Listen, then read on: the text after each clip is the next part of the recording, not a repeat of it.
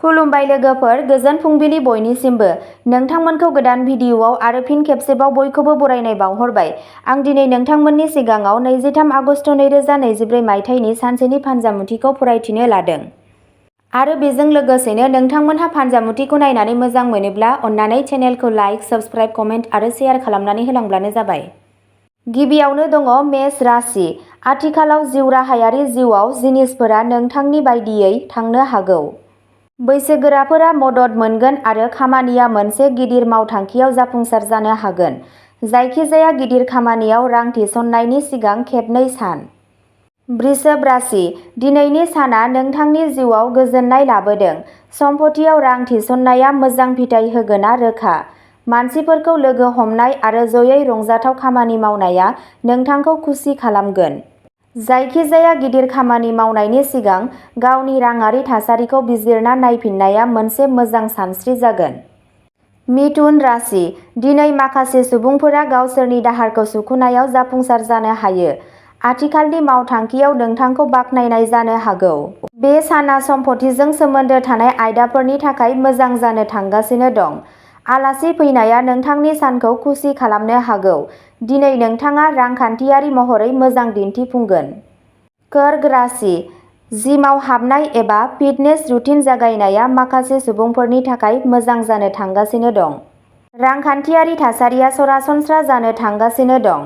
दिनै नोंथाङा जेबो गिदिर खर्साजों मोगा-मोगि जानांनाय नङा। नखरारि दान्थे-बिदान्थेनि जाहोनाव गोसोआ गोजोन गैयै जानो हागौ। सिंह राशि। सावस्रि जिंगाया नोंनि गोसोआरि सावस्रिखौ गोहोम खोख्लैनो हागौ। नोंथांनि मासि जौगानायनि खाबुखौ बांहोनो थाखाय नोंथाङा खामानिनि जायगायाव नोंथांनि दिन्थिफुंनायखौ साबसिन खालामनांगोन। फालांगियारिफोरनि थाखाय मोजां मुलाम्फानि खाबु दं। दिनै नखरजों दावबायनो थांनायनि खाबु दं। रांखान्थियारि थासारियाव नोंनि थासारिया मोजां जानो थांगासिनो दं। कन्या राशि। सोलोंथायारि बिथिङाव नोंथांनि मोजां दिन्थिफुंनायखौ नुनानै थांखिफोरा दरजायाव सौहैनो हागौ। दिनै नोंनि सावस्रिया मोजां जानो थांगासिनो दं। दिनै नोंथाङा गावारि जेंनाखौ फोजोबनो नाजानो हागौ। बे समाव साख्रि सोलायनाया मोजां नङा। रांखान्थियारि थासारियाव नोंथाङा मोनसे आरामगोनां थासारियाव थागोन। तुला राशि। दिनै नोंथाङा नखरारि बिथिङाव खुसि जागोन। रांखान्थियारि बिथिङाव नोंथाङा साननि जागायजेन्नायाव हेंथाफोरजों मोगा-मोगि जानो हागौ। दिनैनि साना नोंथांनि थाखाय गोसो गुदुं आरो खुसिजों बुंफबनाय जानो थांगासिनो दं। जिउ राहायारि जिउआबो मोजां जानो थांगासिनो दं। वृश्चिक राशि। दिनै नोंथाङा जिउ राहायारि जिउआव मोजाङै दिन्थिफुंगोन आरो गोदान साख्रियाव गावनि सिनायथि होनायाव जाफुंसार जागोन। रांखौ सांग्राङै सामलायनांगौ आरो बांद्राय खरसाखौ होबथानांगोन। धनु राशि। दिनै नोंथाङा फिट जागोन आरो सावस्रिजों सोमोन्दो थानाय जेबो जेंनाया नोंथांखौ जेबो दुखु होनाय नङा। सोलोंथायारि बिथिङाव सोरबा सासेया नोंथांनि सायाव आबुं फोथायथि दिन्थिनो हायो। नोंथाङा गोनांथार सुबुंफोरनि गोसोखौ जै खालामनो थाखाय थारैनो थार आगानफोर लानो थिरांथा लानो हागौ। मकर राशि। दिनै गावनि सावस्रिनि बागै सांग्रां जा आरो सानफ्रोमबो मोजाङै ब्याम खालामनो जागायजेन। लोगोफोर एबा नखरजों दावबायनाया गोबां रंजानाय आरो साहसनि समायखिरा लायो। माखासे सुबुंफोरनि थाखाय गोदान सम्पथि आरजिनायनि नेरसोनफोर दं।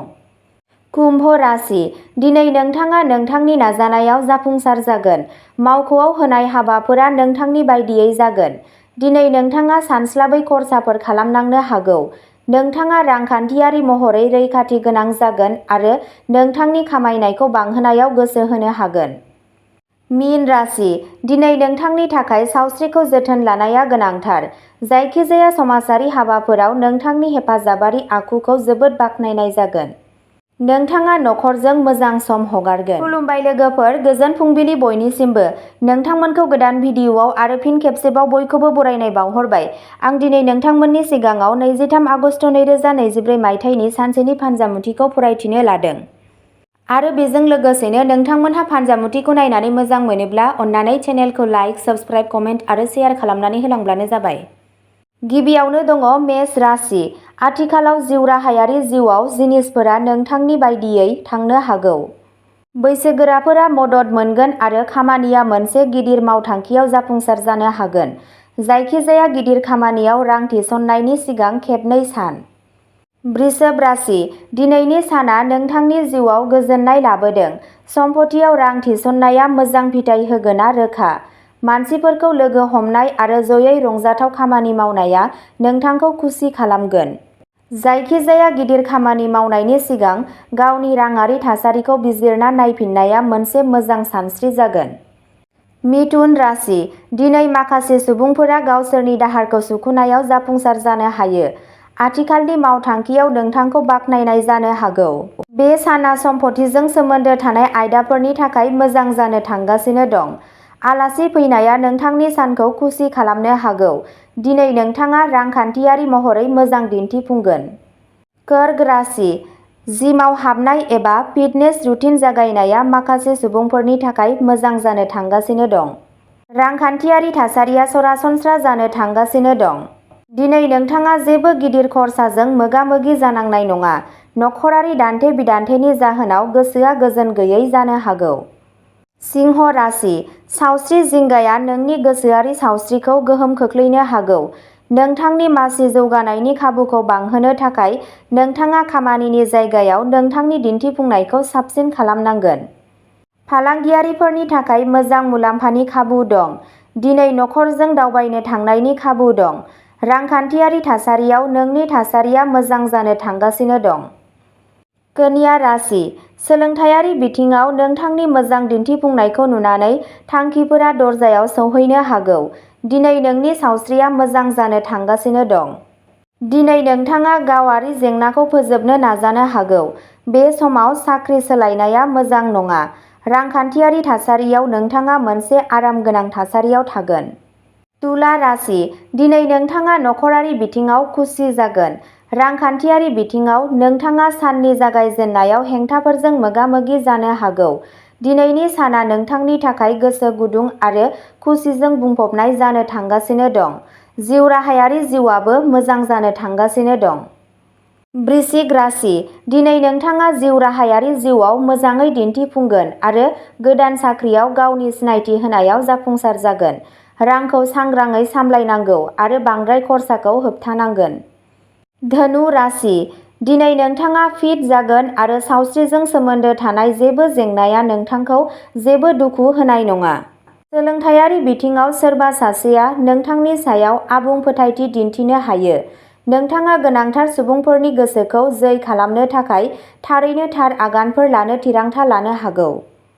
मकर राशि, दिनै गावनि सावस्रिनि बागै सांग्रां जा आरो सानफ्रोमबो मोजाङै ब्याम खालामनो जागायजेन। लोगोफोर एबा नखरजों दावबायनाया गोबां रंजानाय आरो साहसनि समायखिरा लायो। माखासे सुबुंफोरनि थाखाय गोदान सम्पथि आरजिनायनि नेरसोनफोर दं। कुम्भ राशि, दिनै नोंथाङा नोंथांनि नाजानायाव जाफुंसार जागोन। मावख'आव होनाय हाबाफोरा नोंथांनि बायदियै जागोन। दिनै नोंथाङा सानस्लाबै खरसाफोर खालामनांनो हागौ। नोंथाङा रांखान्थियारि महरै रैखाथि गोनां जागोन आरो नोंथांनि खामायनायखौ बांहोनायाव गोसो होनो हागोन। मीन राशि, दिनै नोंथांनि थाखाय सावस्रिखौ जोथोन लानाया गोनांथार। जायखिजाया समाजारि हाबाफोराव नोंथांनि हेफाजाबारि आखुखौ जोबोद बाख्नायनाय जागोन। नोंथाङा नखरजों मोजां सम हगारगोन। खुलुमबाय लोगोफोर, गोजोन फुंबिलि बयनिसिमबो। नोंथांमोनखौ गोदान भिडिअआव आरो फिन खेबसेबाव बयखौबो बरायनाय बावहरबाय। आं दिनै नोंथांमोननि सिगाङाव 23 आगस्ट 2023 मायथाइनि सानसेनि फानजामुथिखौ फरायथिनो लादों। आरो बेजों लोगोसेनो नोंथांमोनहा फानजामुथिखौ नायनानै मोजां मोनोब्ला अन्नानै चेनेलखौ लाइक, साबस्क्राइब, कमेन्ट आरो शेयार खालामनानै होलांब्लानो जाबाय। गिबियावनो दङ मेष राशि। आथिखालाव जिउराहायारि जिउआव जिनिसफोरा नोंथांनि बायदियै थांनो हागौ। बैसोगोराफोरा मदद मोनगोन आरो खामानिया मोनसे गिदिर मावथांखियाव जाफुंसार जानो हागोन। जायखिजाया गिदिर खामानियाव रां थिसननायनि सिगां खेबनै सान। वृषभ राशि, दिनैनि साना नोंथांनि जिउआव गोजोननाय लाबोदों। सम्पथियाव रां थिसननाया मोजां फिथाय होगोना रोखा। मानसिफोरखौ लोगो हमनाय आरो जयै रंजाथाव खामानि मावनाया नोंथांखौ खुसि खालामगोन। जायखिजाया गिदिर खामानि मावनायनि सिगां गावनि राङारि थासारिखौ बिजिरना नायफिननाया मोनसे मोजां सानस्रि जागोन। मिथुन राशि, दिनै माखासे सुबुंफोरा गावसोरनि दाहारखौ सुख'नायाव जाफुंसार जानो हायो। आथिखालनि मावथांखियाव नोंथांखौ बाख्नायनाय जानो हागौ। बे साना सम्पथिजों सोमोन्दो थानाय आयदाफोरनि थाखाय मोजां जानो थांगासिनो दं। आलासि फैनाया नोंथांनि सानखौ खुसि खालामनो हागौ। दिनै नोंथाङा रांखान्थियारि महरै मोजां दिन्थिफुंगोन। कर्क राशि, जिमाव हाबनाय एबा फिटनेस रुटिन जागायनाया माखासे सुबुंफोरनि थाखाय मोजां जानो थांगासिनो दं। रांखान्थियारि थासारिया सरासनस्रा जानो थांगासिनो दं। दिनै नोंथाङा जेबो गिदिर खर्साजों मोगा-मोगि जानांनाय नङा। नखरारि दान्थे-बिदान्थेनि जाहोनाव गोसोआ गोजोन गैयै जानो हागौ। सिंह राशि, सावस्रि जिंगाया नोंनि गोसोआरि सावस्रिखौ गोहोम खोख्लैनो हागौ। नोंथांनि मासि जौगानायनि खाबुखौ बांहोनो थाखाय नोंथाङा खामानिनि जायगायाव नोंथांनि दिन्थिफुंनायखौ साबसिन खालामनांगोन। फालांगियारिफोरनि थाखाय मोजां मुलाम्फानि खाबु दं। दिनै नखरजों दावबायनो थांनायनि खाबु दं। रांखान्थियारि थासारियाव नोंनि थासारिया मोजां जानो थांगासिनो दं। कन्या राशि, सोलोंथायारि बिथिङाव नोंथांनि मोजां दिन्थिफुंनायखौ नुनानै थांखिफोरा दरजायाव सौहैनो हागौ। दिनै नोंनि सावस्रिया मोजां जानो थांगासिनो दं। दिनै नोंथाङा गावारि जेंनाखौ फोजोबनो नाजानो हागौ। बे समाव साख्रि सोलायनाया मोजां नङा। रांखान्थियारि थासारियाव नोंथाङा मोनसे आरामगोनां थासारियाव थागोन। तुला राशि, दिनै नोंथाङा नखरारि बिथिङाव खुसि जागोन।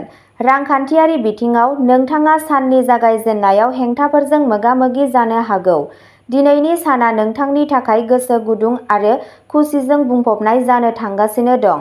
जिउराहायारि जिउआबो मोजां जानो थांगासिनो दं।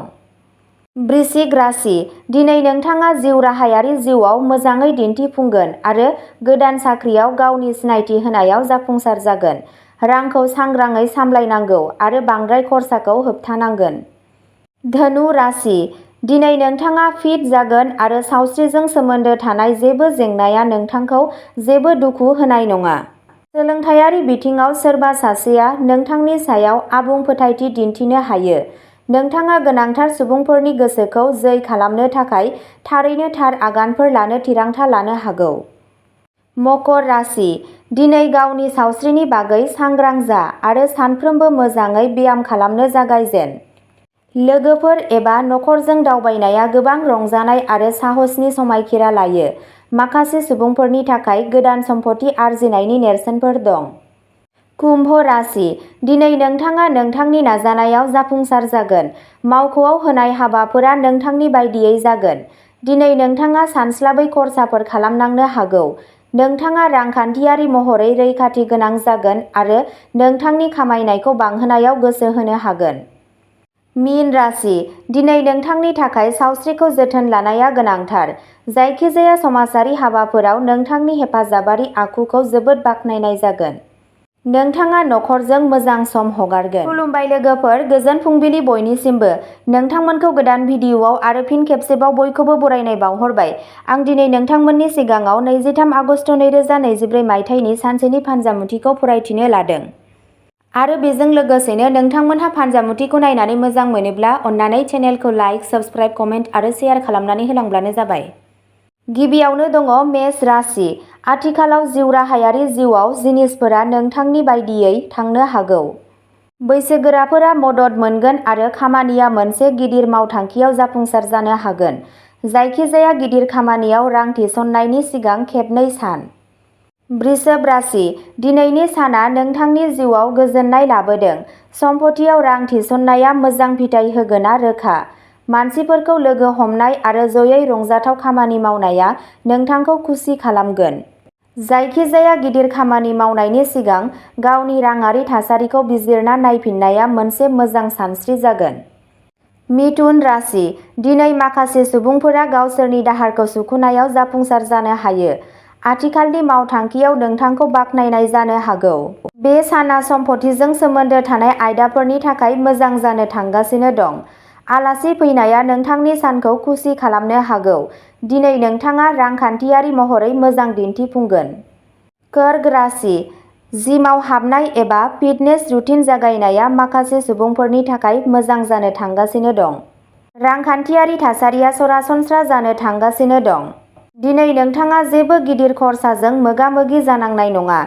नखरारि दान्थे-बिदान्थेनि जाहोनाव गोसोआ गोजोन गैयै जानो हागौ। सिंह राशि सावस्रि जिंगाया नोंनि गोसोआरि सावस्रिखौ गोहोम खोख्लैनो हागौ। नोंथांनि मासि जौगानायनि खाबुखौ बांहोनो थाखाय नोंथाङा खामानिनि जायगायाव नोंथांनि दिन्थिफुंनायखौ साबसिन खालामनांगोन। फालांगियारिफोरनि थाखाय मोजां मुलाम्फानि खाबु दं। दिनै नखरजों दावबायनो थांनायनि खाबु दं। रांखान्थियारि थासारियाव नोंनि थासारिया मोजां जानो थांगासिनो दं। कन्या राशि सोलोंथायारि बिथिङाव नोंथांनि मोजां दिन्थिफुंनायखौ नुनानै थांखिफोरा दरजायाव सौहैनो हागौ। दिनै नोंनि सावस्रिया मोजां जानो थांगासिनो दं। दिनै नोंथाङा गावारि जेंनाखौ फोजोबनो नाजानो हागौ। बे समाव साख्रि सोलायनाया मोजां नङा। रांखान्थियारि थासारियाव नोंथाङा मोनसे आरामगोनां थासारियाव थागोन। तुला राशि दिनै नोंथाङा नखरारि बिथिङाव खुसि जागोन। रांखान्थियारि बिथिङाव नोंथाङा साननि जागायजेननायाव हेंथाफोरजों मोगा-मोगि जानो हागौ। दिनैनि साना नोंथांनि थाखाय गोसो गुदुं आरो खुसिजों बुंफबनाय जानो थांगासिनो दं। जिउ राहायारि जिउआबो मोजां जानो थांगासिनो दं।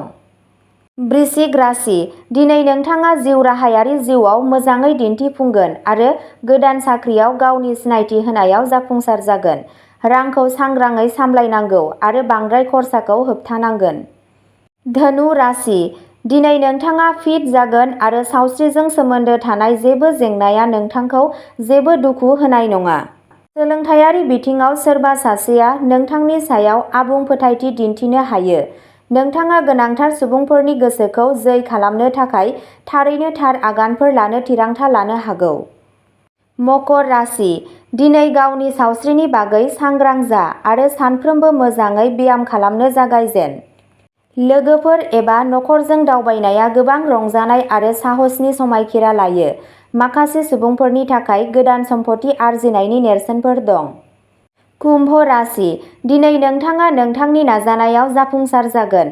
मावख'आव होनाय हाबाफोरा नोंथांनि बायदियै जागोन। दिनै नोंथाङा सानस्लाबै खरसाफोर खालामनांनो हागौ। नोंथाङा रांखान्थियारि महरै रैखाथि गोनां जागोन आरो नोंथांनि खामायनायखौ बांहोनायाव गोसो होनो हागोन। मीन राशि दिनै नोंथांनि थाखाय सावस्रिखौ जोथोन लानाया गोनांथार। जायखिजाया समाजारि हाबाफोराव नोंथांनि हेफाजाबारि आखुखौ जोबोद बाख्नायनाय जागोन। नोंथाङा नखरजों मोजां सम हगारगोन। खुलुमबाय लोगोफोर, गोजोन फुंबिलि बयनिसिमबो। नोंथांमोनखौ गोदान भिडिअआव आरो फिन खेबसेबाव बयखौबो बरायनाय बावहरबाय। आं दिनै नोंथांमोननि सिगाङाव 23 आगस्ट 2024 मायथाइनि सानसेनि फानजामुथिखौ फरायथिनो लादों। आरो बेजों लोगोसेनो नोंथांमोनहा फानजामुथिखौ नायनानै मोजां मोनोब्ला अन्नानै चेनेलखौ लाइक, साबस्क्राइब, कमेन्ट आरो शेयार खालामनानै होलांब्लानो जाबाय। गिबियावनो दङ मेष राशि। आथिखालाव जिउ राहायारि जिउआव जिनिसफोरा नोंथांनि बायदियै थांनो हागौ। बैसोगोराफोरा मदद मोनगोन आरो खामानिया मोनसे गिदिर मावथांखियाव जाफुंसार जानो हागोन। जायखिजाया गिदिर खामानियाव रां थिसननायनि सिगां खेबनै सान। वृषभ राशि दिनैनि साना नोंथांनि जिउआव गोजोननाय लाबोदों। सम्पथियाव रां थिसननाया मोजां फिथाय होगोना रोखा। मानसिफोरखौ लोगो हमनाय आरो जयै रंजाथाव खामानि मावनाया नोंथांखौ खुसि खालामगोन। जायखिजाया गिदिर खामानि मावनायनि सिगां गावनि राङारि थासारिखौ बिजिरना नायफिननाया मोनसे मोजां सानस्रि जागोन। मिथुन राशि दिनै माखासे सुबुंफोरा गावसोरनि दाहारखौ सुख'नायाव जाफुंसार जानो हायो। आथिखालनि मावथांखियाव नोंथांखौ बाख्नायनाय जानो हागौ। बे साना सम्पथिजों सोमोन्दो थानाय आयदाफोरनि थाखाय मोजां जानो थांगासिनो दं। आलासि फैनाया नोंथांनि सानखौ खुसि खालामनो हागौ। दिनै नोंथाङा रांखान्थियारि महरै मोजां दिन्थिफुंगोन। कर्क राशि जिमाव हाबनाय एबा फिटनेस रुटिन जागायनाया माखासे सुबुंफोरनि थाखाय मोजां जानो थांगासिनो दं। रांखान्थियारि थासारिया सरासनस्रा जानो थांगासिनो दं। दिनै नोंथाङा जेबो गिदिर खर्साजों मोगा-मोगि जानांनाय नङा। नखरारि दान्थे-बिदान्थेनि जाहोनाव गोसोआ गोजोन गैयै जानो हागौ। सिंह राशि सावस्रि जिंगाया नोंनि गोसोआरि सावस्रिखौ गोहोम खोख्लैनो हागौ। नोंथांनि मासि जौगानायनि खाबुखौ बांहोनो थाखाय नोंथाङा खामानिनि जायगायाव नोंथांनि दिन्थिफुंनायखौ साबसिन खालामनांगोन। फालांगियारिफोरनि थाखाय मोजां मुलाम्फानि खाबु दं। दिनै नखरजों दावबायनो थांनायनि खाबु दं। रांखान्थियारि थासारियाव नोंनि थासारिया मोजां जानो थांगासिनो दं। कन्या राशि सोलोंथायारि बिथिङाव नोंथांनि मोजां दिन्थिफुंनायखौ नुनानै थांखिफोरा दरजायाव सौहैनो हागौ। दिनै नोंनि सावस्रिया मोजां जानो थांगासिनो दं। दिनै नोंथाङा गावारि जेंनाखौ फोजोबनो नाजानो हागौ। बे समाव साख्रि सोलायनाया मोजां नङा। रांखान्थियारि थासारियाव नोंथाङा मोनसे आरामगोनां थासारियाव थागोन। तुला राशि, दिनै नोंथाङा नखरारि बिथिङाव खुसि जागोन। रांखान्थियारि बिथिङाव नोंथाङा साननि जागायजेननायाव हेंथाफोरजों मोगा-मोगि जानो हागौ। दिनैनि साना नोंथांनि थाखाय गोसो गुदुं आरो खुसिजों बुंफबनाय जानो थांगासिनो दं। जिउ राहायारि जिउआबो मोजां जानो थांगासिनो दं। वृश्चिक राशि, दिनै नोंथाङा जिउ राहायारि जिउआव मोजाङै दिन्थिफुंगोन आरो गोदान साख्रियाव गावनि सिनायथि होनायाव जाफुंसार जागोन। रांखौ सांग्राङै सामलायनांगौ आरो बांद्राय खरसाखौ होबथानांगोन। धनु राशि, दिनै नोंथाङा फिट जागोन आरो सावस्रिजों सोमोन्दो थानाय जेबो जेंनाया नोंथांखौ जेबो दुखु होनाय नङा। सोलोंथायारि बिथिङाव सोरबा सासेया नोंथांनि सायाव आबुं फोथायथि दिन्थिनो हायो। नोंथाङा गोनांथार सुबुंफोरनि गोसोखौ जै खालामनो थाखाय थारैनो थार आगानफोर लानो थिरांथा लानो हागौ। मकर राशि, दिनै गावनि सावस्रिनि बागै सांग्रां जा आरो सानफ्रोमबो मोजाङै ब्याम खालामनो जागायजेन। लोगोफोर एबा नखरजों दावबायनाया गोबां रंजानाय आरो साहसनि समायखिरा लायो। माखासे सुबुंफोरनि थाखाय गोदान सम्पथि आरजिनायनि नेरसोनफोर दं। कुम्भ राशि, दिनै नोंथाङा नोंथांनि नाजानायाव जाफुंसार जागोन। मावख'आव होनाय हाबाफोरा नोंथांनि बायदियै जागोन। दिनै नोंथाङा सानस्लाबै खरसाफोर खालामनांनो हागौ। नोंथाङा रांखान्थियारि महरै रैखाथि गोनां जागोन आरो नोंथांनि खामायनायखौ बांहोनायाव गोसो होनो हागोन। मीन राशि, दिनै नोंथांनि थाखाय सावस्रिखौ जोथोन लानाया गोनांथार। जायखिजाया समाजारि हाबाफोराव नोंथांनि हेफाजाबारि आखुखौ जोबोद बाख्नायनाय जागोन। नोंथाङा नखरजों मोजां सम हगारगोन। खुलुमबाय लोगोफोर, गोजोन फुंबिलि बयनिसिमबो। नोंथांमोनखौ गोदान भिडिअआव आरो फिन खेबसेबाव बयखौबो बरायनाय बावहरबाय। आं दिनै नोंथांमोननि सिगाङाव 23 आगस्ट 2024 मायथाइनि सानसेनि फानजामुथिखौ फरायथिनो लादों। आरो बेजों लोगोसेनो नोंथांमोनहा फानजामुथिखौ नायनानै मोजां मोनोब्ला अन्नानै चेनेलखौ लाइक, साबस्क्राइब, कमेन्ट आरो शेयार खालामनानै होलांब्लानो जाबाय। गिबियावनो दङ मेष राशि। आथिखालाव जिउ राहायारि जिउआव जिनिसफोरा नोंथांनि बायदियै थांनो हागौ। बैसोगोराफोरा मदद मोनगोन आरो खामानिया मोनसे गिदिर मावथांखियाव जाफुंसार जानो हागोन। जायखिजाया गिदिर खामानियाव रां थिसननायनि सिगां खेबनै सान। वृषभ राशि, दिनैनि साना नोंथांनि जिउआव गोजोननाय लाबोदों। सम्पथियाव रां थिसननाया मोजां फिथाय होगोना रोखा। मानसिफोरखौ लोगो हमनाय आरो जयै रंजाथाव खामानि मावनाया नोंथांखौ खुसि खालामगोन। जायखिजाया गिदिर खामानि मावनायनि सिगां गावनि राङारि थासारिखौ बिजिरना नायफिननाया मोनसे मोजां सानस्रि जागोन। मिथुन राशि, दिनै माखासे सुबुंफोरा गावसोरनि दाहारखौ सुख'नायाव जाफुंसार जानो हायो। आथिखालनि मावथांखियाव नोंथांखौ बाख्नायनाय जानो हागौ। बे साना सम्पथिजों सोमोन्दो थानाय आयदाफोरनि थाखाय मोजां जानो थांगासिनो दं। आलासि फैनाया नोंथांनि सानखौ खुसि खालामनो हागौ। दिनै नोंथाङा रांखान्थियारि महरै मोजां दिन्थिफुंगोन। कर्क राशि, जिमाव हाबनाय एबा फिटनेस रुटिन जागायनाया माखासे सुबुंफोरनि थाखाय मोजां जानो थांगासिनो दं। रांखान्थियारि थासारिया सरासनस्रा जानो थांगासिनो दं। दिनै नोंथाङा जेबो गिदिर खर्साजों मोगा-मोगि जानांनाय नङा। नखरारि दान्थे-बिदान्थेनि जाहोनाव गोसोआ गोजोन गैयै जानो हागौ। सिंह राशि, सावस्रि जिंगाया नोंनि गोसोआरि सावस्रिखौ गोहोम खोख्लैनो हागौ। नोंथांनि मासि जौगानायनि खाबुखौ बांहोनो थाखाय नोंथाङा खामानिनि जायगायाव नोंथांनि दिन्थिफुंनायखौ साबसिन खालामनांगोन। फालांगियारिफोरनि थाखाय मोजां मुलाम्फानि खाबु दं। दिनै नखरजों दावबायनो थांनायनि खाबु दं। रांखान्थियारि थासारियाव नोंनि थासारिया मोजां जानो थांगासिनो दं। कन्या राशि, सोलोंथायारि बिथिङाव नोंथांनि मोजां दिन्थिफुंनायखौ नुनानै थांखिफोरा दरजायाव सौहैनो हागौ। दिनै नोंनि सावस्रिया मोजां जानो थांगासिनो दं। दिनै नोंथाङा गावारि जेंनाखौ फोजोबनो नाजानो हागौ। बे समाव साख्रि सोलायनाया मोजां नङा। रांखान्थियारि थासारियाव नोंथाङा मोनसे आरामगोनां थासारियाव थागोन। तुला राशि, दिनै नोंथाङा नखरारि बिथिङाव खुसि जागोन। रांखान्थियारि बिथिङाव नोंथाङा साननि जागायजेननायाव हेंथाफोरजों मोगा-मोगि जानो हागौ। दिनैनि साना नोंथांनि थाखाय गोसो गुदुं आरो खुसिजों बुंफबनाय जानो थांगासिनो दं। जिउ राहायारि जिउआबो मोजां जानो थांगासिनो दं।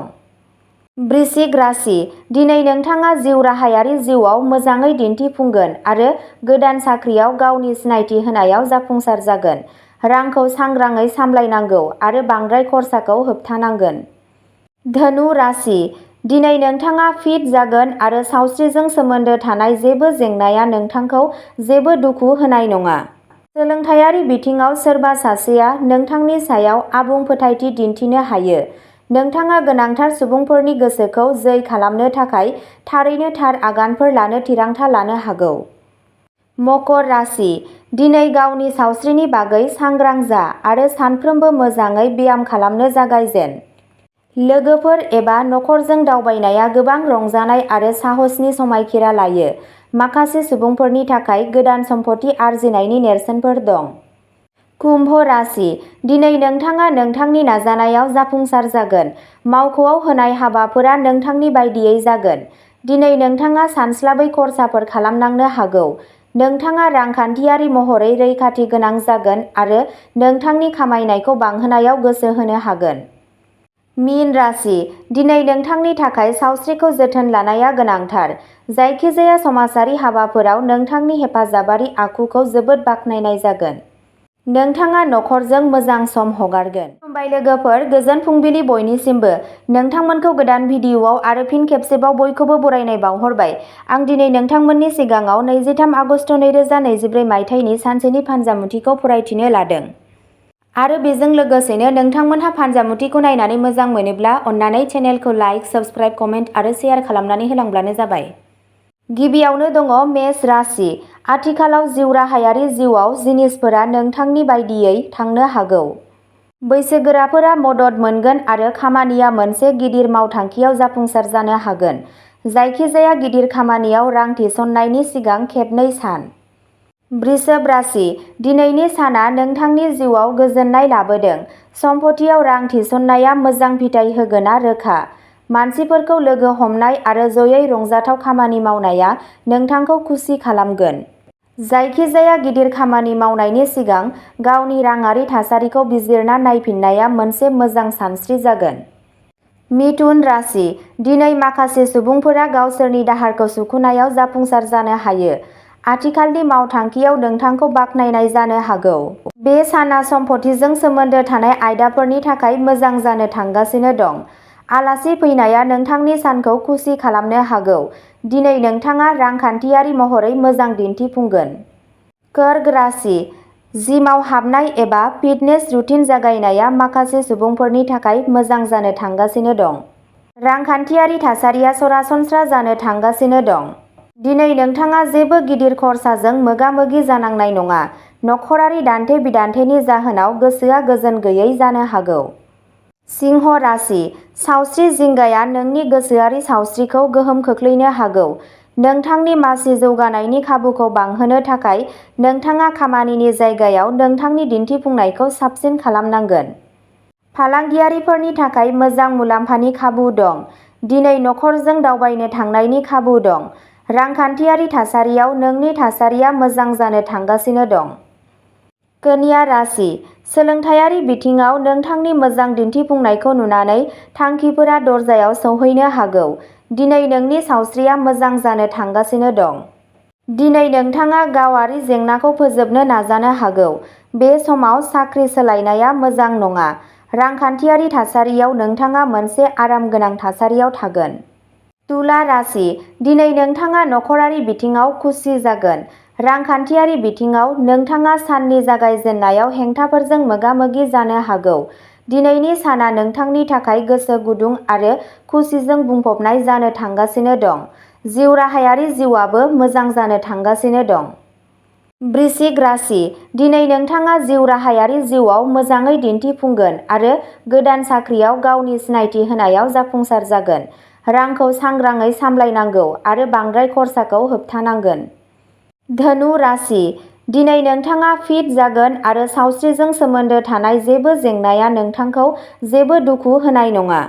सोलोंथायारि बिथिङाव सोरबा सासेया नोंथांनि सायाव आबुं फोथायथि दिन्थिनो हायो। नोंथाङा गोनांथार सुबुंफोरनि गोसोखौ जै खालामनो थाखाय थारैनो थार आगानफोर लानो थिरांथा लानो हागौ।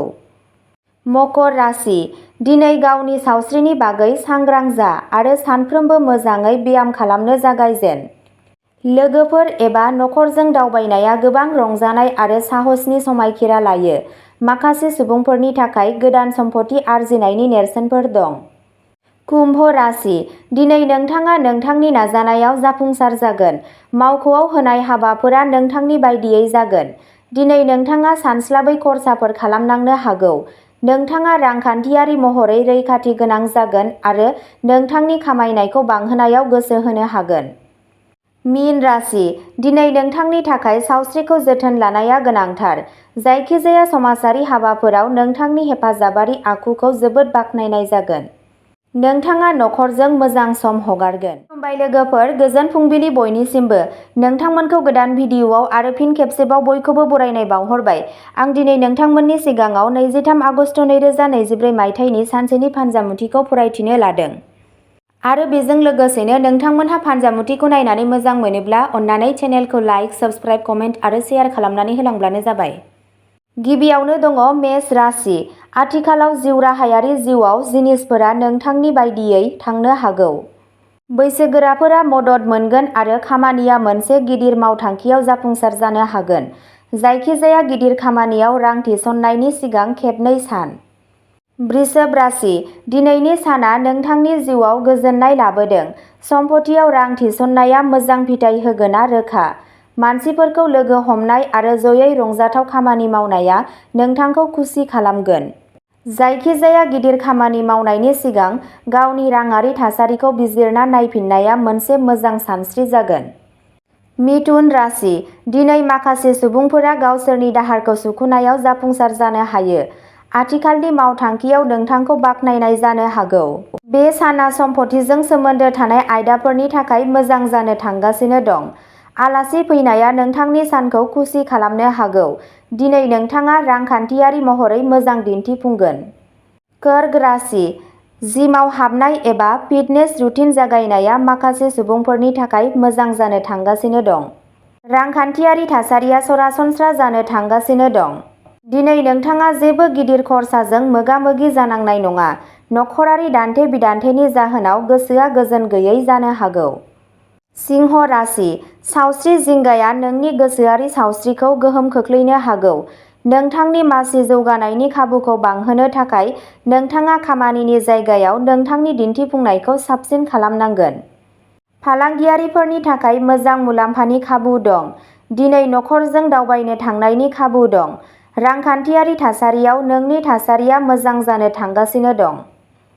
कन्या राशि सोलोंथायारि बिथिङाव नोंथांनि मोजां दिन्थिफुंनायखौ नुनानै थांखिफोरा दरजायाव सौहैनो हागौ। दिनै नोंनि सावस्रिया मोजां जानो थांगासिनो दं। दिनै नोंथाङा गावारि जेंनाखौ फोजोबनो नाजानो हागौ। बे समाव साख्रि सोलायनाया मोजां नङा। रांखान्थियारि थासारियाव नोंथाङा मोनसे आरामगोनां थासारियाव थागोन। तुला राशि दिनै नोंथाङा नखरारि बिथिङाव खुसि जागोन। रांखान्थियारि बिथिङाव नोंथाङा साननि जागायजेननायाव हेंथाफोरजों मोगा-मोगि जानो हागौ। दिनैनि साना नोंथांनि थाखाय गोसो गुदुं आरो खुसिजों बुंफबनाय जानो थांगासिनो दं। जिउ राहायारि जिउआबो मोजां जानो थांगासिनो दं। वृश्चिक राशि दिनै नोंथाङा जिउ राहायारि जिउआव मोजाङै दिन्थिफुंगोन आरो गोदान साख्रियाव गावनि सिनायथि होनायाव जाफुंसार जागोन। रांखौ सांग्राङै सामलायनांगौ आरो बांद्राय खरसाखौ होबथानांगोन। धनु राशि दिनै नोंथाङा फिट जागोन आरो सावस्रिजों सोमोन्दो थानाय जेबो जेंनाया नोंथांखौ जेबो दुखु होनाय नङा। सोलोंथायारि बिथिङाव सोरबा सासेया नोंथांनि सायाव आबुं फोथायथि दिन्थिनो हायो। नोंथाङा गोनांथार सुबुंफोरनि गोसोखौ जै खालामनो थाखाय थारैनो थार आगानफोर लानो थिरांथा लानो हागौ।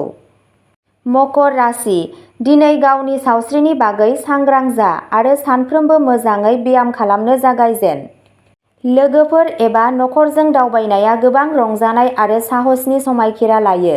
माखासे सुबुंफोरनि थाखाय गोदान सम्पथि आरजिनायनि नेरसोनफोर दं। कुम्भ राशि दिनै नोंथाङा नोंथांनि नाजानायाव जाफुंसार जागोन। मावख'आव होनाय हाबाफोरा नोंथांनि बायदियै जागोन।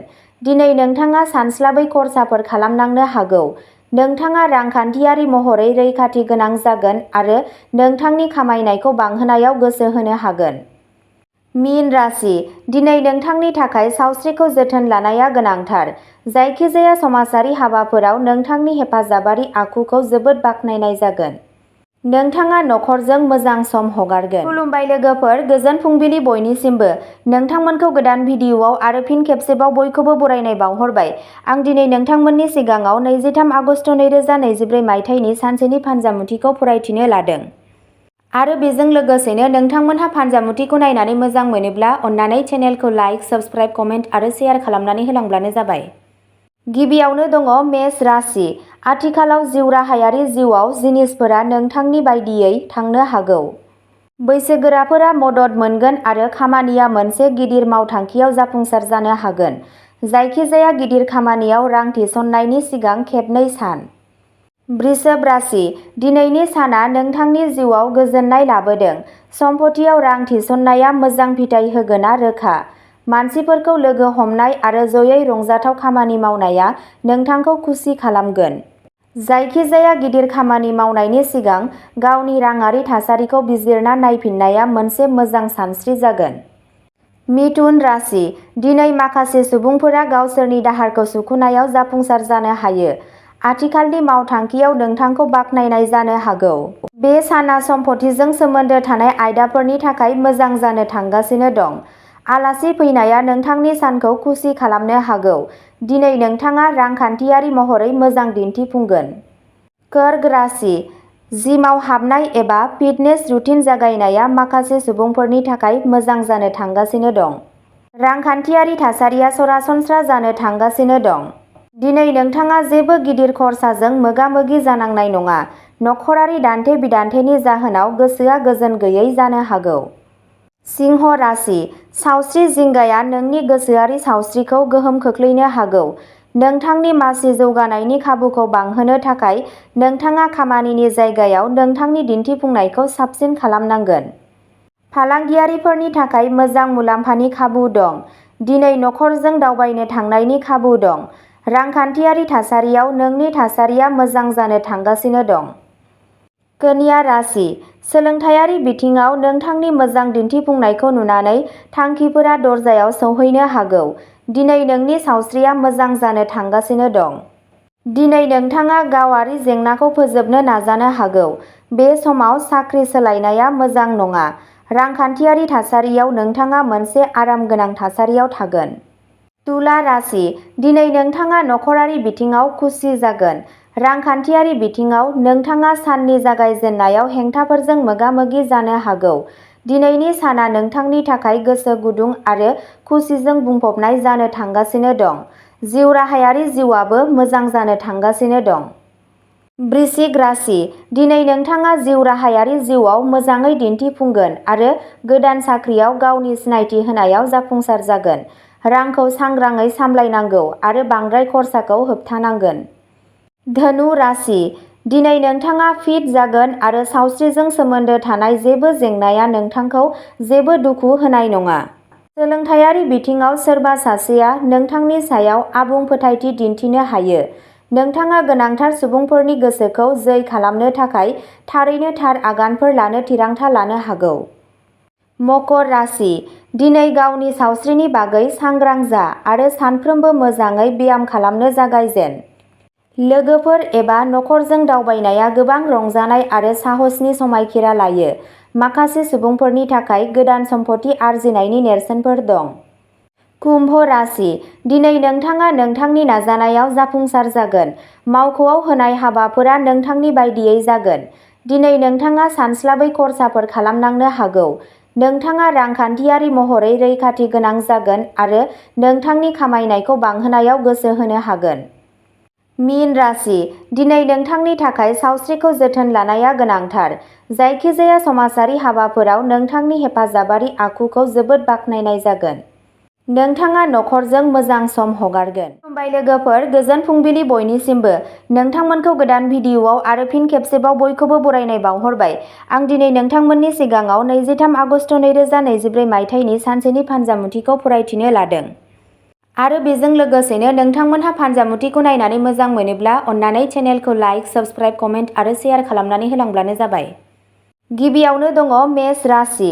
आथिखालाव जिउराहायारि जिउआव जिनिसफोरा नोंथांनि बायदियै थांनो हागौ। बैसोगोराफोरा मदद मोनगोन आरो खामानिया मोनसे गिदिर मावथांखियाव जाफुंसार जानो हागोन। जायखिजाया गिदिर खामानियाव रां थिसननायनि सिगां खेबनै सान। वृषभ राशि, दिनैनि साना नोंथांनि जिउआव गोजोननाय लाबोदों। सम्पथियाव रां थिसननाया मोजां फिथाय होगोनआ रोखा। मानसिफोरखौ लोगो हमनाय आरो जयै रंजाथाव खामानि मावनाया नोंथांखौ खुसि खालामगोन। जायखिजाया गिदिर खामानि मावनायनि सिगां गावनि राङारि थासारिखौ बिजिरना नायफिननाया मोनसे मोजां सानस्रि जागोन। मिथुन राशि, दिनै माखासे सुबुंफोरा गावसोरनि दाहारखौ सुख'नायाव जाफुंसार जानो हायो। आथिखालनि मावथांखियाव नोंथांखौ बाख्नायनाय जानो हागौ। बे साना सम्पथिजों सोमोन्दो थानाय आयदाफोरनि थाखाय मोजां जानो थांगासिनो दं। आलासि फैनाया नोंथांनि सानखौ खुसि खालामनो हागौ। दिनै नोंथाङा रांखान्थियारि महरै मोजां दिन्थिफुंगोन। कर्क राशि, जिमाव हाबनाय एबा फिटनेस रुटिन जागायनाया माखासे सुबुंफोरनि थाखाय मोजां जानो थांगासिनो दं। रांखान्थियारि थासारिया सरासनस्रा जानो थांगासिनो दं। दिनै नोंथाङा जेबो गिदिर खर्साजों मोगा-मोगि जानांनाय नङा। नखरारि दान्थे-बिदान्थेनि जाहोनाव गोसोआ गोजोन गैयै जानो हागौ। सिंह राशि, सावस्रि जिंगाया नोंनि गोसोआरि सावस्रिखौ गोहोम खोख्लैनो हागौ। नोंथांनि मासि जौगानायनि खाबुखौ बांहोनो थाखाय नोंथाङा खामानिनि जायगायाव नोंथांनि दिन्थिफुंनायखौ साबसिन खालामनांगोन। फालांगियारिफोरनि थाखाय मोजां मुलाम्फानि खाबु दं। दिनै नखरजों दावबायनो थांनायनि खाबु दं। रांखान्थियारि थासारियाव नोंनि थासारिया मोजां जानो थांगासिनो दं। कन्या राशि, सोलोंथायारि बिथिङाव नोंथांनि मोजां दिन्थिफुंनायखौ नुनानै थांखिफोरा दरजायाव सौहैनो हागौ। दिनै नोंनि सावस्रिया मोजां जानो थांगासिनो दं। दिनै नोंथाङा गावारि जेंनाखौ फोजोबनो नाजानो हागौ। बे समाव साख्रि सोलायनाया मोजां नङा। रांखान्थियारि थासारियाव नोंथाङा मोनसे आरामगोनां थासारियाव थागोन। तुला राशि, दिनै नोंथाङा नखरारि बिथिङाव खुसि जागोन। रांखान्थियारि बिथिङाव नोंथाङा साननि जागायजेन्नायाव हेंथाफोरजों मोगा-मोगि जानो हागौ। दिनैनि साना नोंथांनि थाखाय गोसो गुदुं आरो खुसिजों बुंफबनाय जानो थांगासिनो दं। जिउराहायारि जिउआबो मोजां जानो थांगासिनो दं। वृश्चिक राशि, दिनै नोंथाङा जिउराहायारि जिउआव मोजाङै दिन्थिफुंगोन आरो गोदान साख्रियाव गावनि सिनायथि होनायाव जाफुंसार जागोन। रांखौ सांग्राङै सामलायनांगौ आरो बांद्राय खरसाखौ होबथानांगोन। धनु राशि, दिनै नोंथाङा फिट जागोन आरो सावस्रिजों सोमोन्दो थानाय जेबो जेंनाया नोंथांखौ जेबो दुखु होनाय नङा। सोलोंथायारि बिथिङाव सोरबा सासेया नोंथांनि सायाव आबुं फोथायथि दिन्थिनो हायो। नोंथाङा गोनांथार सुबुंफोरनि गोसोखौ जै खालामनो थाखाय थारैनो थार आगानफोर लानो थिरांथा लानो हागौ। मकर राशि, दिनै गावनि सावस्रिनि बागै सांग्रां जा आरो सानफ्रोमबो मोजाङै ब्याम खालामनो जागायजेन। लोगोफोर एबा नखरजों दावबायनाया गोबां रंजानाय आरो साहसनि समायखिरा लायो। माखासे सुबुंफोरनि थाखाय गोदान सम्पथि आरजिनायनि नेरसोनफोर दं। कुम्भ राशि, दिनै नोंथाङा नोंथांनि नाजानायाव जाफुंसार जागोन। मावख'आव होनाय हाबाफोरा नोंथांनि बायदियै जागोन। दिनै नोंथाङा सानस्लाबै खर्साफोर खालामनांनो हागौ। नोंथाङा रांखान्थियारि महरै रैखाथि गोनां जागोन आरो नोंथांनि खामायनायखौ बांहोनायाव गोसो होनो हागोन। मीन राशि, दिनै नोंथांनि थाखाय सावस्रिखौ जोथोन लानाया गोनांथार। जायखिजाया समाजारि हाबाफोराव नोंथांनि हेफाजाबारि आखुखौ जोबोद बाख्नायनाय जागोन। नोंथाङा नखरजों मोजां सम हगारगोन। खुलुमबाय लोगोफोर, गोजोन फुंबिलि बयनिसिमबो। नोंथांमोनखौ गोदान भिडिअआव आरो फिन खेबसेबाव बयखौबो बरायनाय बावहरबाय। आं दिनै नोंथांमोननि सिगाङाव 23 आगस्ट 2023 मायथाइनि सानसेनि फानजामुथिखौ फरायथिनो लादों। आरो बेजों लोगोसेनो नोंथांमोनहा फानजामुथिखौ नायनानै मोजां मोनोब्ला अन्नानै चेनेलखौ लाइक, साबस्क्राइब, कमेन्ट आरो शेयार खालामनानै होलांब्लानो जाबाय। गिबियावनो दङ मेष राशि। आथिखालाव जिउराहायारि जिउआव जिनिसफोरा नोंथांनि बायदियै थांनो हागौ। बैसोगोराफोरा मदद मोनगोन आरो खामानिया मोनसे गिदिर मावथांखियाव जाफुंसार जानो हागोन। जायखिजाया गिदिर खामानियाव रां थिसननायनि सिगां खेबनै सान। वृषभ राशि, दिनैनि साना नोंथांनि जिउआव गोजोननाय लाबोदों। सम्पथियाव रां थिसननाया मोजां फिथाय होगोनआ रोखा। मानसिफोरखौ लोगो हमनाय आरो जयै रंजाथाव खामानि मावनाया नोंथांखौ खुसि खालामगोन। जायखिजाया गिदिर खामानि मावनायनि सिगां गावनि राङारि थासारिखौ बिजिरना नायफिननाया मोनसे मोजां सानस्रि जागोन। मिथुन राशि दिनै माखासे सुबुंफोरा गावसोरनि दाहारखौ सुख'नायाव जाफुंसार जानो हायो। आथिखालनि मावथांखियाव नोंथांखौ बाख्नायनाय जानो हागौ। बे साना सम्पथिजों सोमोन्दो थानाय आयदाफोरनि थाखाय मोजां जानो थांगासिनो दं। आलासि फैनाया नोंथांनि सानखौ खुसि खालामनो हागौ। दिनै नोंथाङा रांखान्थियारि महरै मोजां दिन्थिफुंगोन।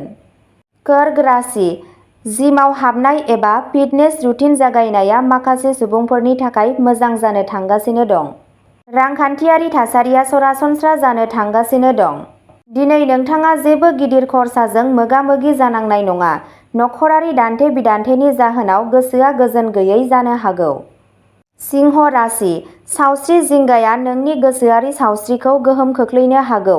नोंथांनि मासि जौगानायनि खाबुखौ बांहोनो थाखाय नोंथाङा खामानिनि जायगायाव नोंथांनि दिन्थिफुंनायखौ साबसिन खालामनांगोन।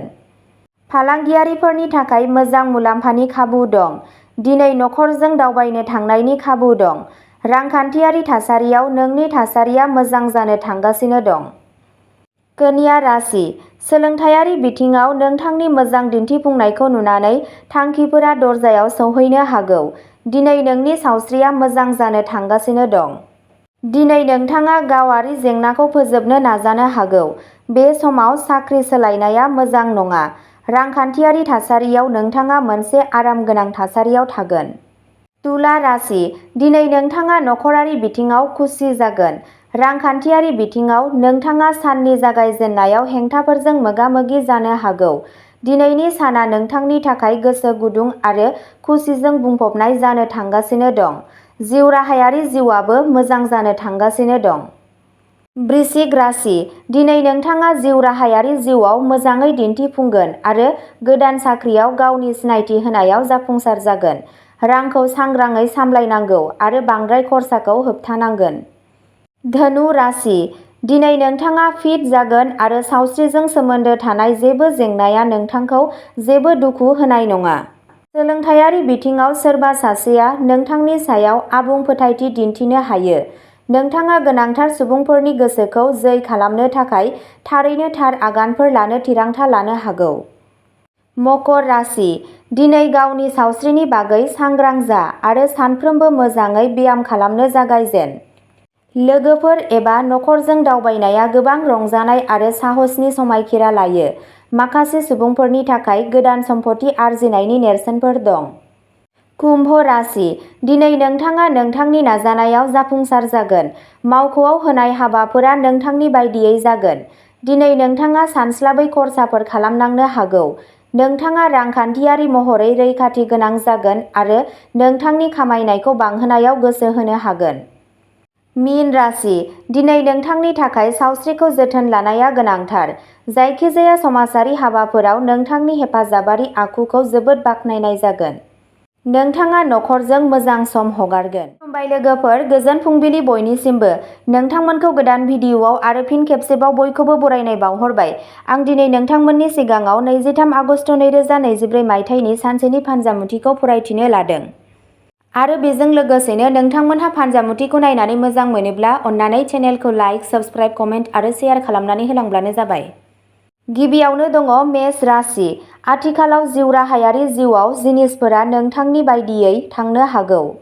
बैसोगोराफोरा मदद मोनगोन आरो खामानिया मोनसे गिदिर मावथांखियाव जाफुंसार जानो हागोन।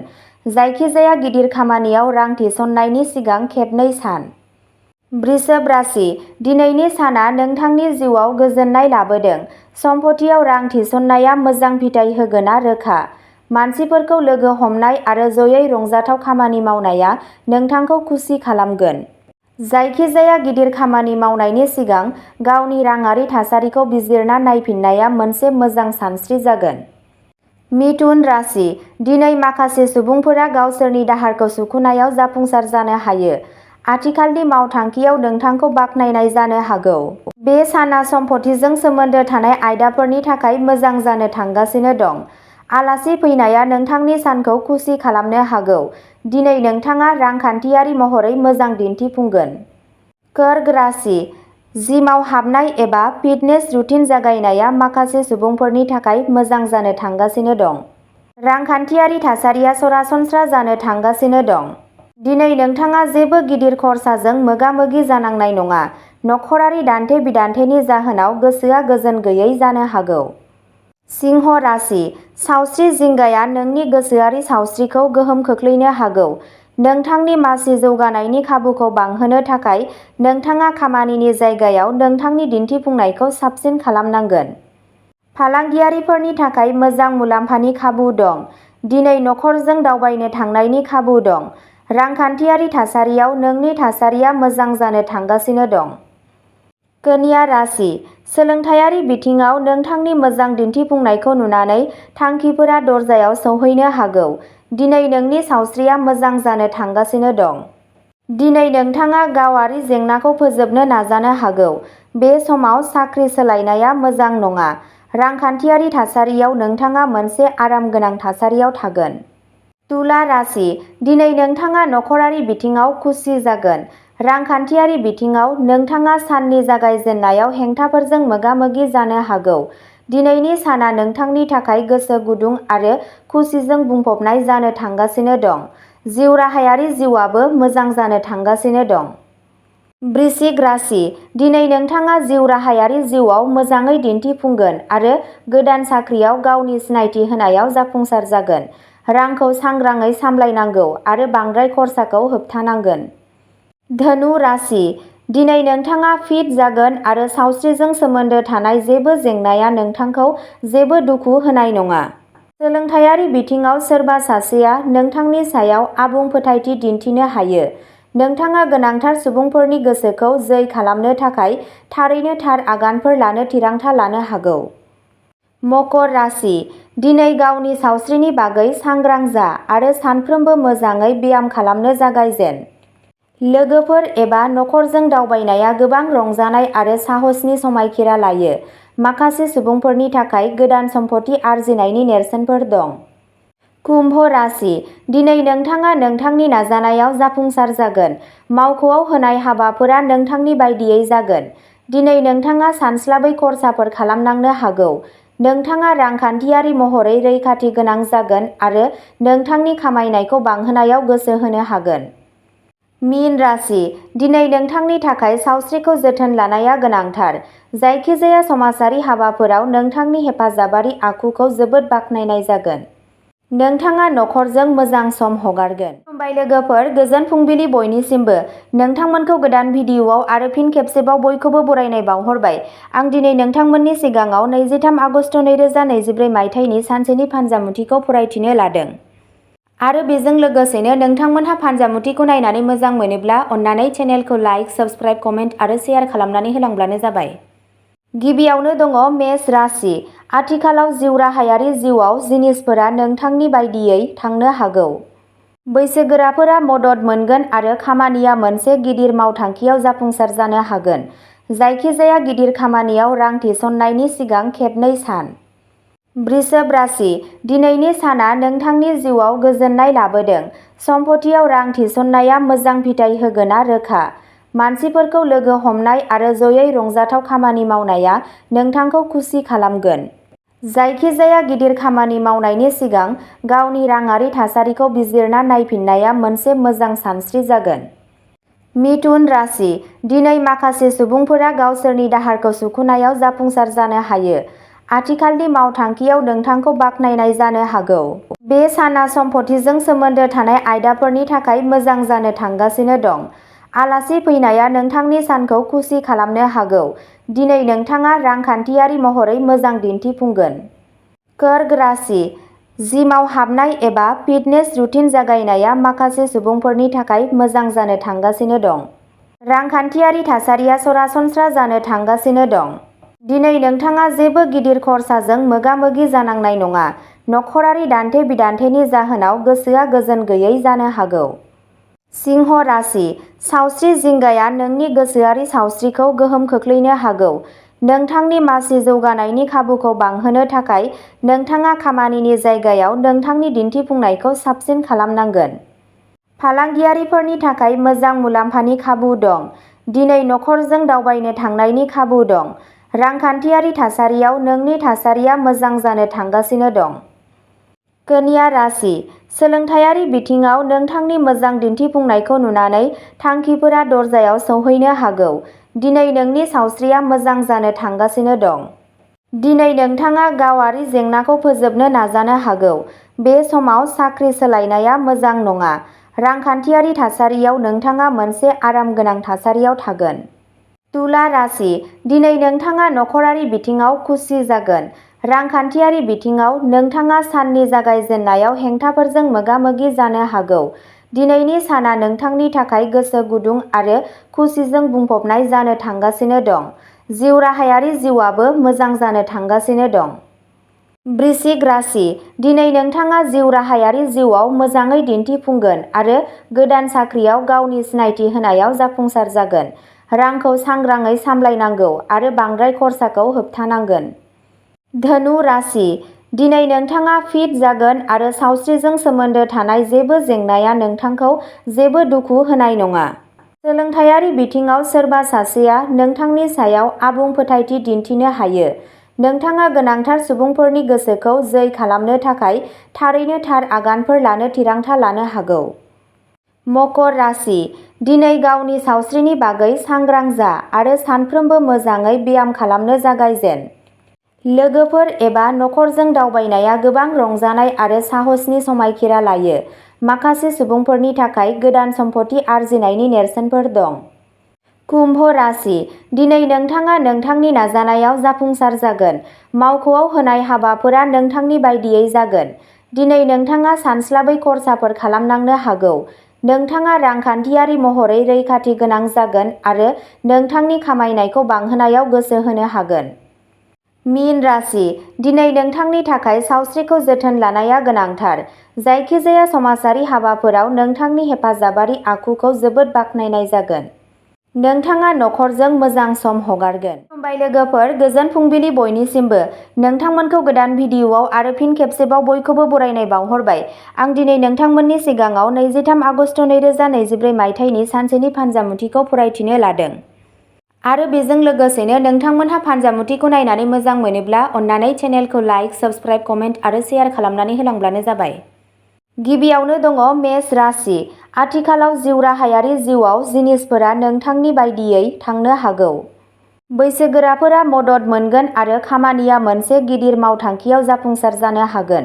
जायखिजाया गिदिर खामानियाव रां थिसननायनि सिगां खेबनै सान। वृषभ राशि, दिनैनि साना नोंथांनि जिउआव गोजोननाय लाबोदों। सम्पथियाव रां थिसननाया मोजां फिथाय होगोना रोखा। मानसिफोरखौ लोगो हमनाय आरो जयै रंजाथाव खामानि मावनाया नोंथांखौ खुसि खालामगोन। जायखिजाया गिदिर खामानि मावनायनि सिगां गावनि राङारि थासारिखौ बिजिरना नायफिननाया मोनसे मोजां सानस्रि जागोन। मिथुन राशि, दिनै माखासे सुबुंफोरा गावसोरनि दाहारखौ सुख'नायाव जाफुंसार जानो हायो। आथिखालनि मावथांखियाव नोंथांखौ बाख्नायनाय जानो हागौ। बे साना सम्पथिजों सोमोन्दो थानाय आयदाफोरनि थाखाय मोजां जानो थांगासिनो दं। आलासि फैनाया नोंथांनि सानखौ खुसि खालामनो हागौ। दिनै नोंथाङा रांखान्थियारि महरै मोजां दिन्थिफुंगोन। कर्क राशि, जिमाव हाबनाय एबा फिटनेस रुटिन जागायनाया माखासे सुबुंफोरनि थाखाय मोजां जानो थांगासिनो दं। रांखान्थियारि थासारिया सरासनस्रा जानो थांगासिनो दं। दिनै नोंथाङा जेबो गिदिर खर्साजों मोगा-मोगि जानांनाय नङा। नखरारि दान्थे-बिदान्थेनि जाहोनाव गोसोआ गोजोन गैयै जानो हागौ। सिंह राशि, सावस्रि जिंगाया नोंनि गोसोआरि सावस्रिखौ गोहोम खोख्लैनो हागौ। नोंथांनि मासि जौगानायनि खाबुखौ बांहोनो थाखाय नोंथाङा खामानिनि जायगायाव नोंथांनि दिन्थिफुंनायखौ साबसिन खालामनांगोन। फालांगियारिफोरनि थाखाय मोजां मुलाम्फानि खाबु दं। दिनै नखरजों दावबायनो थांनायनि खाबु दं। रांखान्थियारि थासारियाव नोंनि थासारिया मोजां जानो थांगासिनो दं। कन्या राशि, सोलोंथायारि बिथिङाव नोंथांनि मोजां दिन्थिफुंनायखौ नुनानै थांखिफोरा दरजायाव सौहैनो हागौ। दिनै नोंनि सावस्रिया मोजां जानो थांगासिनो दं। दिनै नोंथाङा गावारि जेंनाखौ फोजोबनो नाजानो हागौ। बे समाव साख्रि सोलायनाया मोजां नङा। रांखान्थियारि थासारियाव नोंथाङा मोनसे आरामगोनां थासारियाव थागोन। तुला राशि, दिनै नोंथाङा नखरारि बिथिङाव खुसि जागोन। रांखान्थियारि बिथिङाव नोंथाङा साननि जागायजेननायाव हेंथाफोरजों मोगा-मोगि जानो हागौ। दिनैनि साना नोंथांनि थाखाय गोसो गुदुं आरो खुसिजों बुंफबनाय जानो थांगासिनो दं। जिउ राहायारि जिउआबो मोजां जानो थांगासिनो दं। वृश्चिक राशि, दिनै नोंथाङा जिउ राहायारि जिउआव मोजाङै दिन्थिफुंगोन आरो गोदान साख्रियाव गावनि सिनायथि होनायाव जाफुंसार जागोन। रांखौ सांग्राङै सामलायनांगौ आरो बांद्राय खरसाखौ होबथानांगोन। धनु राशि, दिनै नोंथाङा फिट जागोन आरो सावस्रिजों सोमोन्दो थानाय जेबो जेंनाया नोंथांखौ जेबो दुखु होनाय नङा। सोलोंथायारि बिथिङाव सोरबा सासेया नोंथांनि सायाव आबुं फोथायथि दिन्थिनो हायो। नोंथाङा गोनांथार सुबुंफोरनि गोसोखौ जै खालामनो थाखाय थारैनो थार आगानफोर लानो थिरांथा लानो हागौ। मकर राशि, दिनै गावनि सावस्रिनि बागै सांग्रां जा आरो सानफ्रोमबो मोजाङै ब्याम खालामनो जागायजेन। लोगोफोर एबा नखरजों दावबायनाया गोबां रंजानाय आरो साहसनि समायखिरा लायो। माखासे सुबुंफोरनि थाखाय गोदान सम्पथि आरजिनायनि नेरसोनफोर दं। कुम्भ राशि, दिनै नोंथाङा नोंथांनि नाजानायाव जाफुंसार जागोन। मावख'आव होनाय हाबाफोरा नोंथांनि बायदियै जागोन। दिनै नोंथाङा सानस्लाबै खर्साफोर खालामनांनो हागौ। नोंथाङा रांखान्थियारि महरै रैखाथि गोनां जागोन आरो नोंथांनि खामायनायखौ बांहोनायाव गोसो होनो हागोन। मीन राशि, दिनै नोंथांनि थाखाय सावस्रिखौ जोथोन लानाया गोनांथार। जायखिजाया समाजारि हाबाफोराव नोंथांनि हेफाजाबारि आखुखौ जोबोद बाख्नायनाय जागोन। नोंथाङा नखरजों मोजां सम हगारगोन। खुलुमबाय लोगोफोर, गोजोन फुंबिलि बयनिसिमबो। नोंथांमोनखौ गोदान भिडिअआव आरो फिन खेबसेबाव बयखौबो बरायनाय बावहरबाय। आं दिनै नोंथांमोननि सिगाङाव 23 आगस्ट 2024 मायथाइनि सानसेनि फानजामुथिखौ फरायथिनो लादों। आरो बेजों लोगोसेनो नोंथांमोनहा फानजामुथिखौ नायनानै मोजां मोनोब्ला अन्नानै चेनेलखौ लाइक, साबस्क्राइब, कमेन्ट आरो शेयार खालामनानै होलांब्लानो जाबाय। गिबियावनो दङ मेष राशि। आथिखालाव जिउ राहायारि जिउआव जिनिसफोरा नोंथांनि बायदियै थांनो हागौ। बैसोगोराफोरा मदद मोनगोन आरो खामानिया मोनसे गिदिर मावथांखियाव जाफुंसार जानो हागोन। जायखिजाया गिदिर खामानियाव रां थिसननायनि सिगां खेबनै सान। वृषभ राशि, दिनैनि साना नोंथांनि जिउआव गोजोननाय लाबोदों। सम्पथियाव रां थिसननाया मोजां फिथाय होगोना रोखा। मानसिफोरखौ लोगो हमनाय आरो जयै रंजाथाव खामानि मावनाया नोंथांखौ खुसि खालामगोन। जायखिजाया गिदिर खामानि मावनायनि सिगां गावनि राङारि थासारिखौ बिजिरना नायफिननाया मोनसे मोजां सानस्रि जागोन। मिथुन राशि, दिनै माखासे सुबुंफोरा गावसोरनि दाहारखौ सुख'नायाव जाफुंसार जानो हायो। आथिखालनि मावथांखियाव नोंथांखौ बाख्नायनाय जानो हागौ। बे साना सम्पथिजों सोमोन्दो थानाय आयदाफोरनि थाखाय मोजां जानो थांगासिनो दं। आलासि फैनाया नोंथांनि सानखौ खुसि खालामनो हागौ। दिनै नोंथाङा रांखान्थियारि महरै मोजां दिन्थिफुंगोन।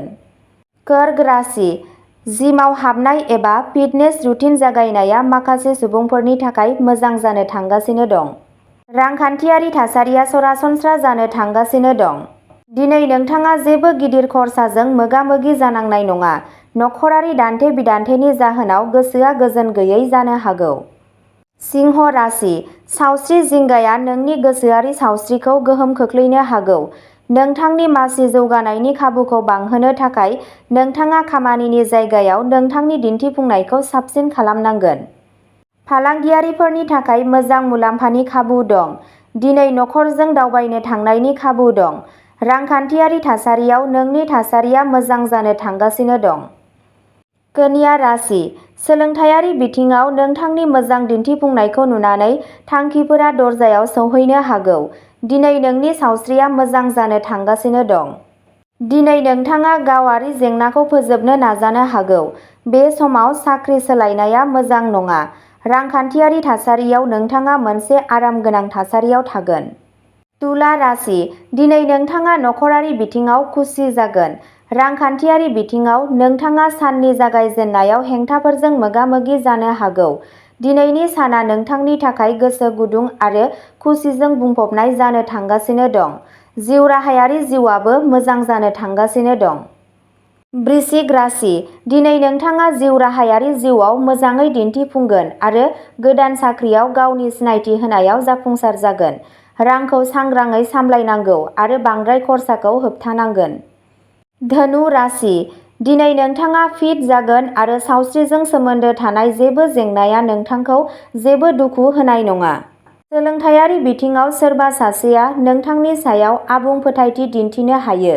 नोंथाङा गोनांथार सुबुंफोरनि गोसोखौ जै खालामनो थाखाय थारैनो थार आगानफोर लानो थिरांथा लानो हागौ।